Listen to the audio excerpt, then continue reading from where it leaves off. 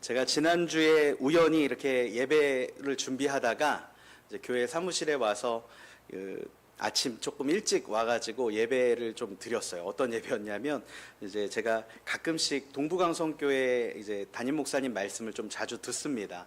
그래서 그때도 일부 예배 시간이 딱 맞길래 그 교회 목사님 말씀을 들으면서 이렇게 좀 앉아 있는데 참 은혜가 되었던 메시지가 있었어요. 뭐냐면 이런 말씀을 하시더라고요.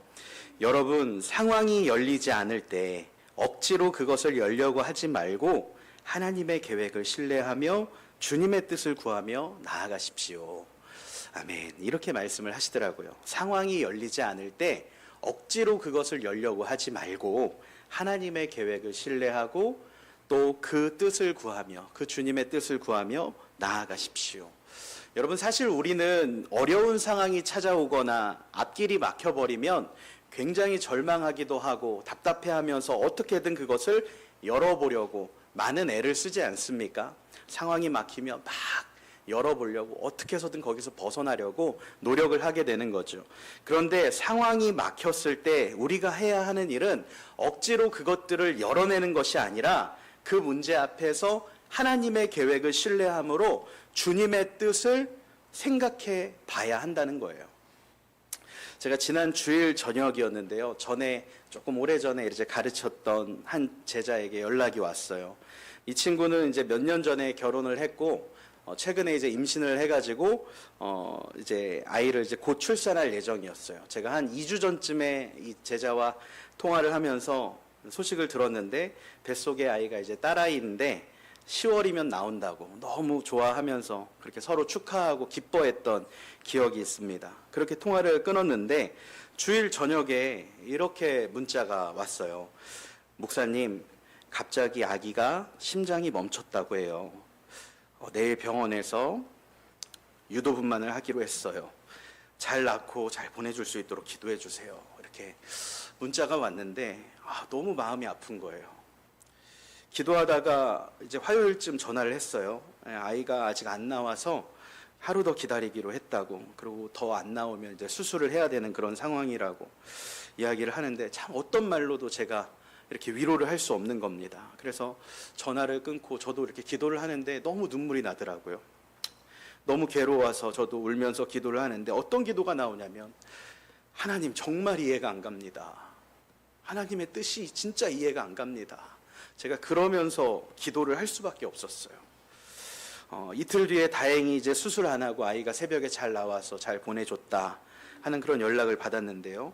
그런데 제가 마음이 더 괴롭고 힘들었던 이유가 있었어요. 뭐냐면 제가 이 친구를 중학교 1학년 때부터 이제 가르쳤던 친구인데 정말 하나님을 신실하게 믿었거든요. 힘든 그 삶의 여정을 통과하면서 어떻게 하나님을 붙잡고 지금까지 왔는지를 알기 때문에 이 아이가 정말 그렇게 잘 되기를 바라는데 참 그런 힘든 일을 겪는 걸 보면서 너무나도 마음이 아픈 거예요. 또 한편으로는 하나님이 이해가 안 가는 거예요. 여러분, 정말 이런 순간들이 우리 인생에 있지 않습니까? 하나님을 잘 믿고 신실하게 잘 살고 있는데 이해할 수 없는 일들이 벌어져요. 하나님이 왜 나에게 이러시나 질문하게 되는 그런 순간들이 우리 인생에 있지 않습니까? 하나님이 나에게 왜 이러시나? 지난주에 그림 1:1 전도 세미나에 다녀왔어요. 거기 그 세미나에 가서 3일 동안 여러 강의를 이렇게 듣게 되는데 그 중에 이제 미국 세안교회 송상철 목사님의 사모님이 이런 간증을 이렇게 하시는 걸 들었어요.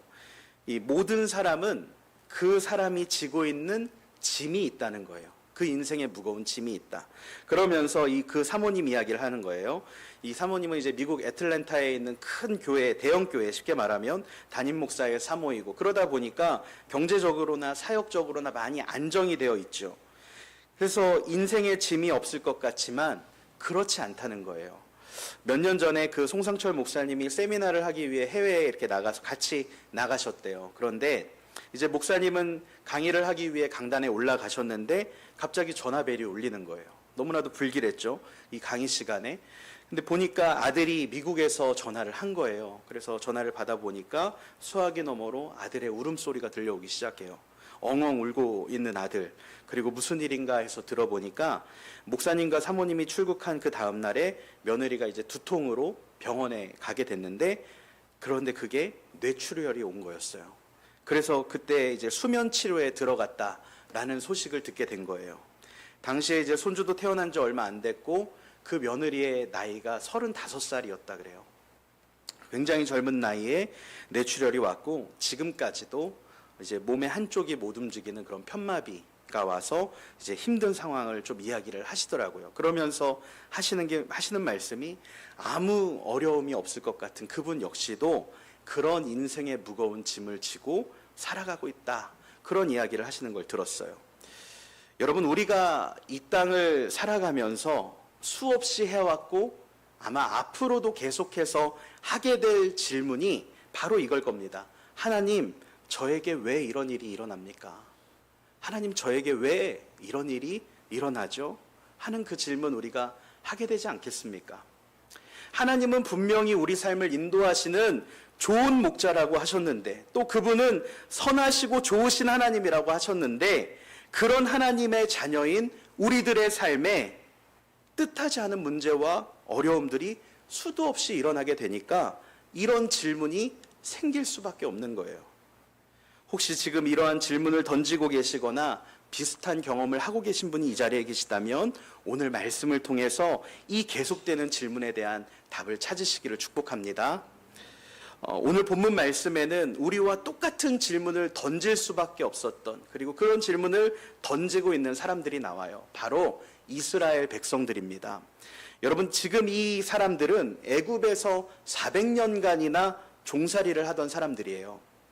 그런데 하나님께서 그들의 고통 소리를 들으셨고 아브라함과의 약속을 기억하시고 그들을 구원해 내셨습니다. 이때까지만 해도 너무나도 기쁘고 좋았을 것 같아요.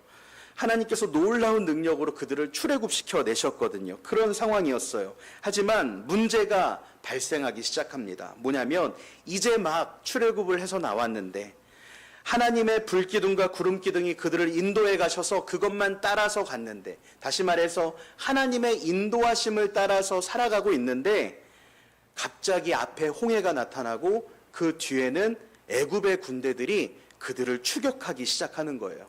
가까이 따라붙기 시작하는 겁니다. 여러분, 상황이 이렇게 되니까 이 애굽에서 종살이하던 사람들이 마음이 너무나도 두렵고 괴로워서 말하기 시작하는 거예요.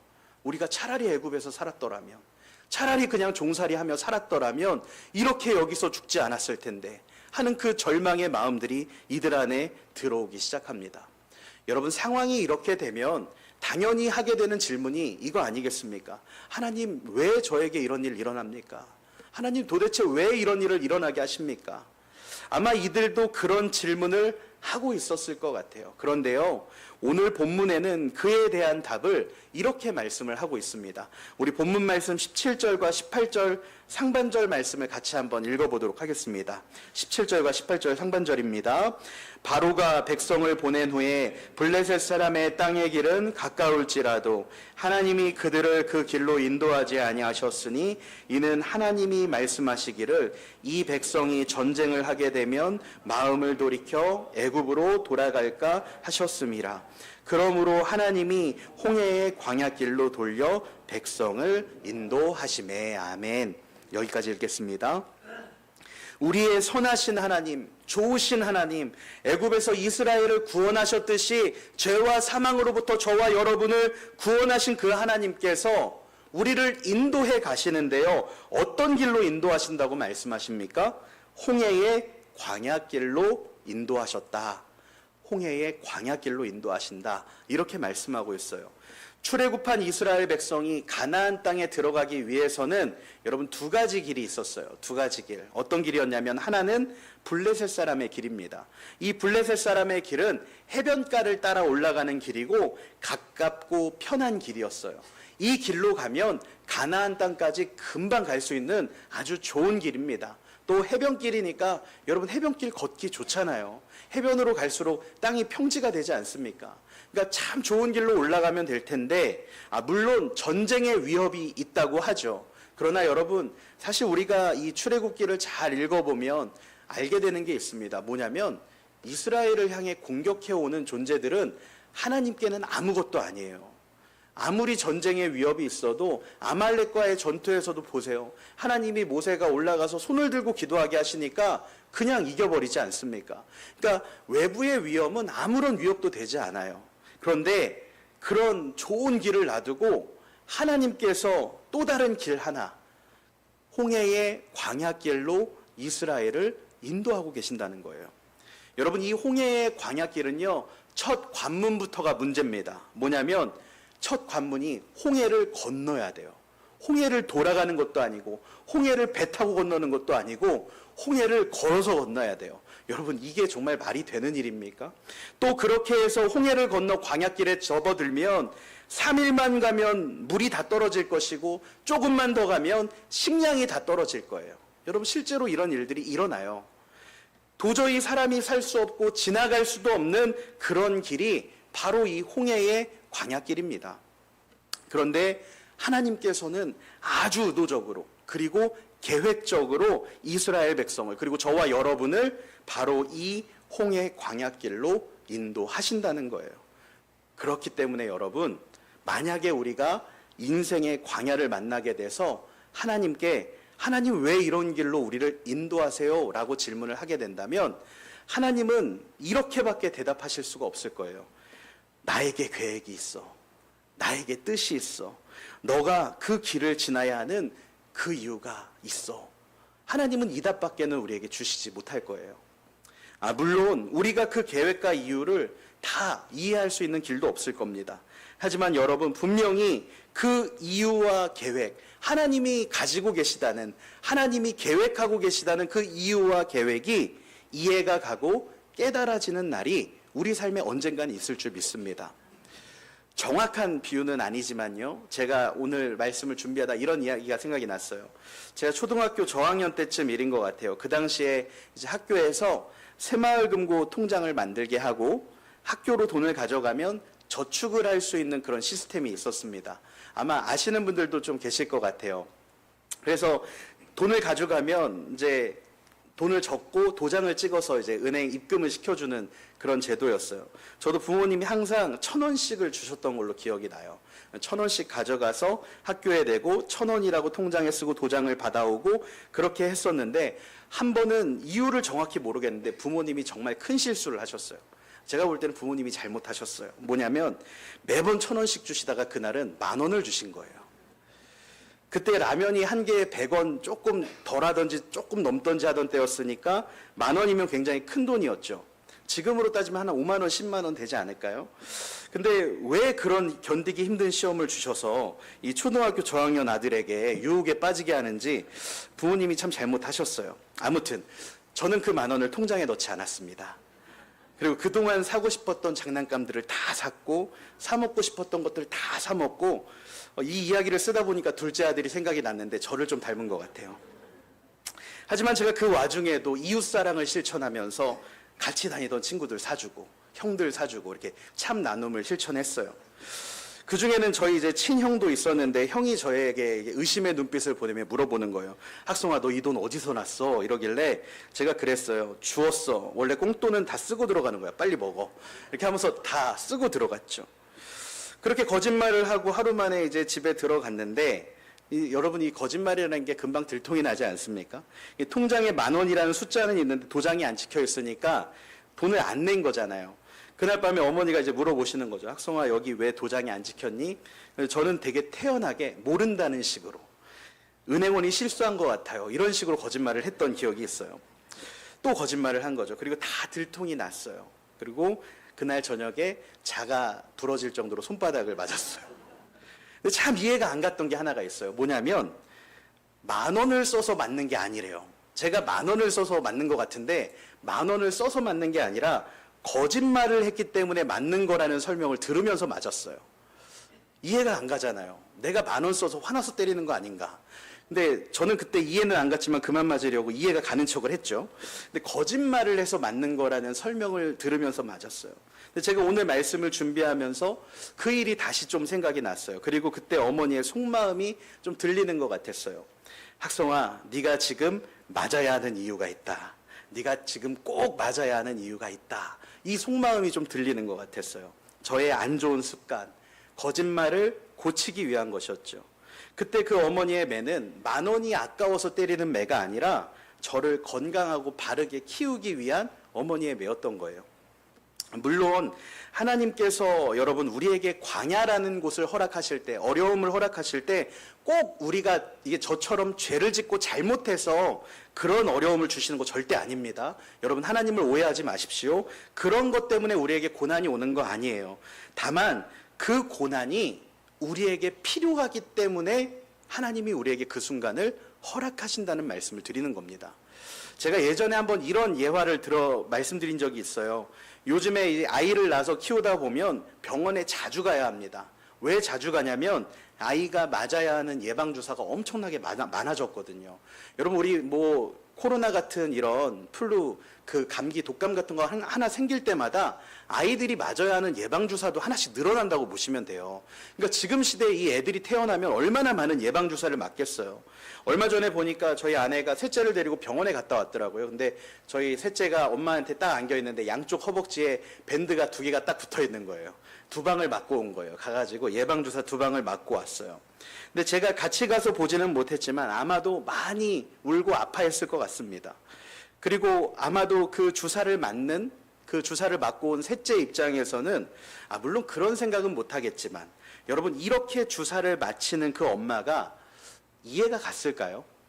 엄마가 나에게 꼭 필요하니까 주사를 놔주시는 거야 하면서 감사해야지 하면서 그 주사를 맞았을까요? 이제 6개월 된 그 아이가? 분명 그런 생각일 거예요. 나를 지켜주고 사랑해주는 엄마가 왜 나에게 이런 아픔을 주는 거지? 그 주사 맞을 때 그런 원망의 마음 들 수 있지 않을까요? 엄마들도 그런 마음 다 알기 때문에 이 주사를 맞고 우는 아이를 보면 속상해 하시지 않습니까? 저희 부부가 예방주사를 같이 맞히러 가는 날은 그래서 항상 저희 아내가 저에게 데리고 들어가라 그래요. 제가 항상 그렇게 맞춰요. 하지만 그러면서도 여러분 그렇게 싫으면서도 아이에게 주사를 맞히는 이유가 뭡니까? 백신 주사를 적절한 시기에 맞지 않으면 그 시기를 놓쳐버리면 아이가 여러 가지 병에 걸릴 수 있고 아이가 건강하게 살 수가 없거든요.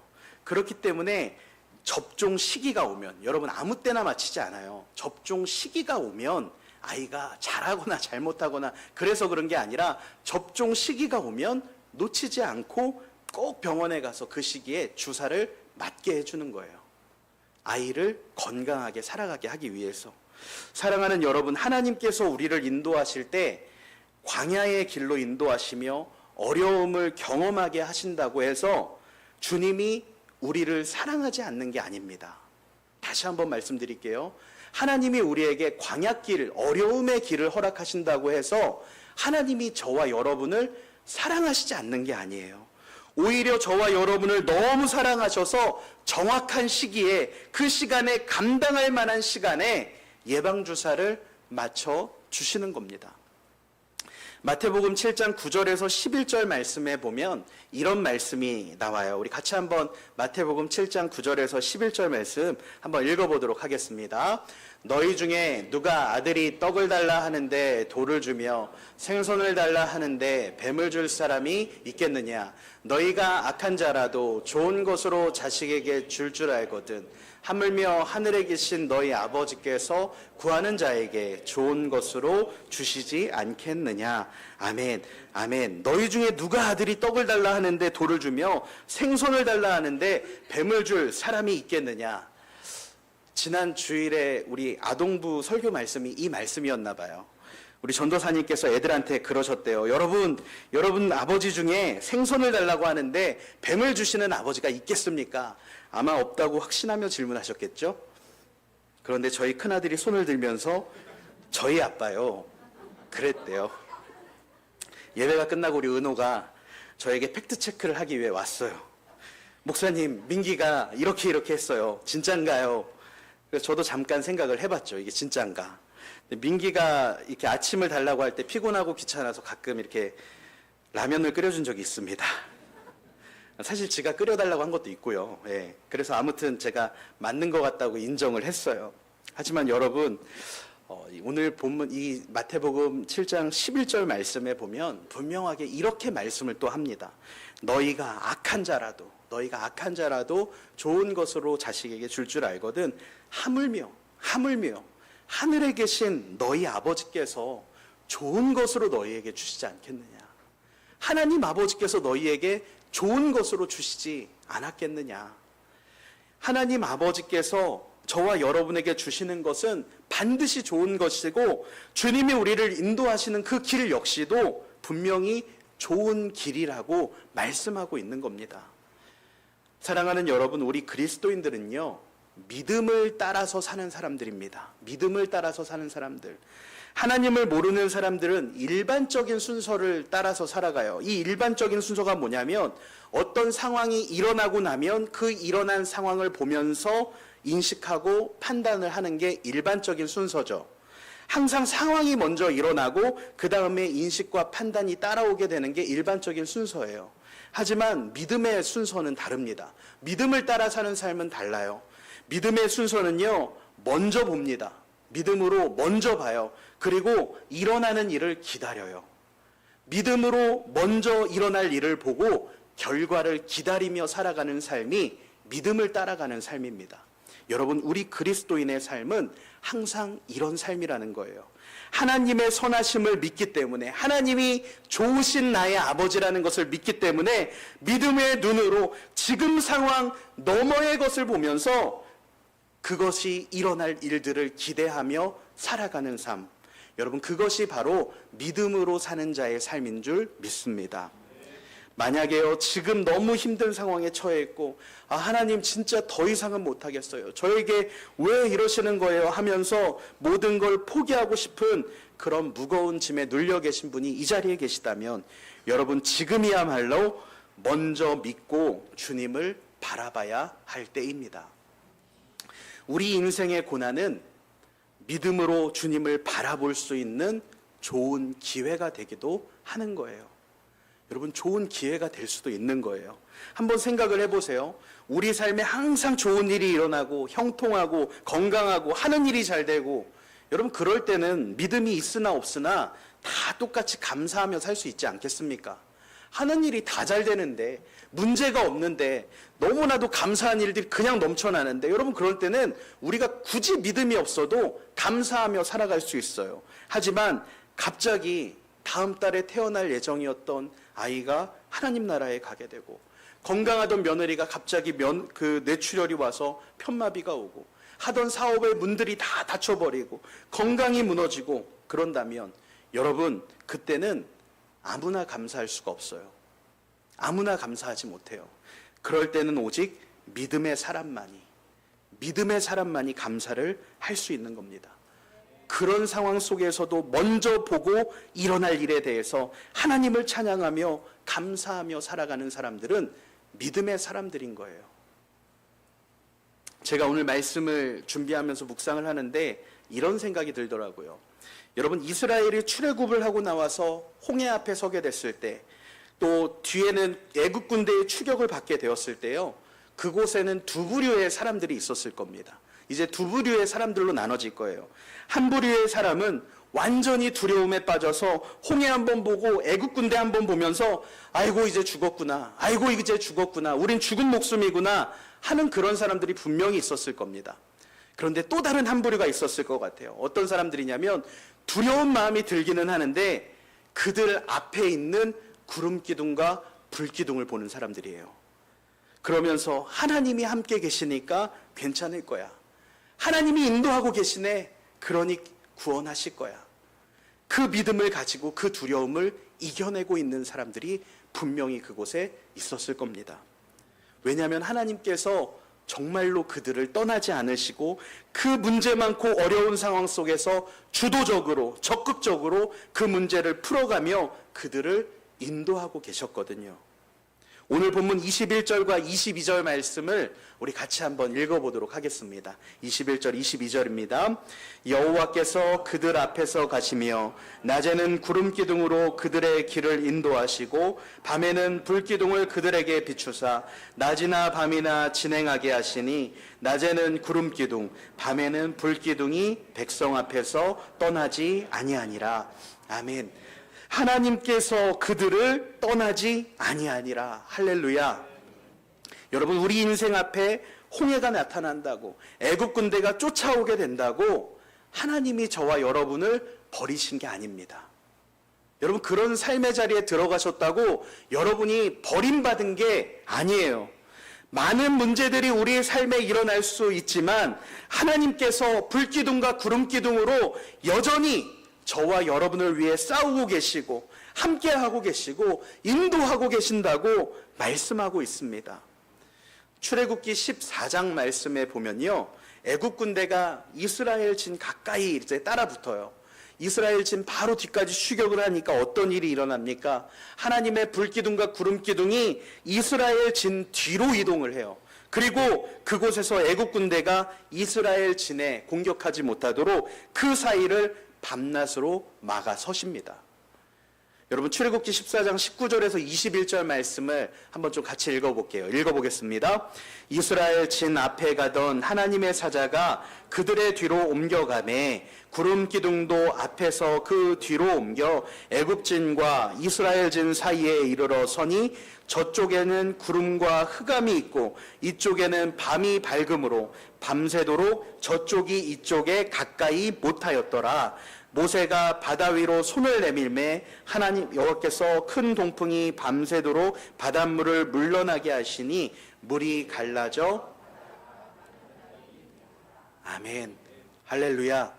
이러한 일들이 저와 여러분의 삶에 일어날 줄로 믿습니다. 일어나고 있는 줄 믿습니다. 사랑하는 여러분, 하나님이 우리의 삶을 인도하고 계십니다. 하나님께서 우리를 버리지 않으셨습니다. 홍해 앞에 서게 되어도 애국 군대가 쫓아와도 하나님의 구름 기둥과 불 기둥이 여전히 우리와 함께 계심을 믿으며 다시 일어나실 수 있는 저와 여러분 되시기를 소망합니다. 제가 지난주 화요일에요, 저희 큰아이가 아침에 학교 갈 때 가방을 싸면서 물통을 안 챙긴 거예요.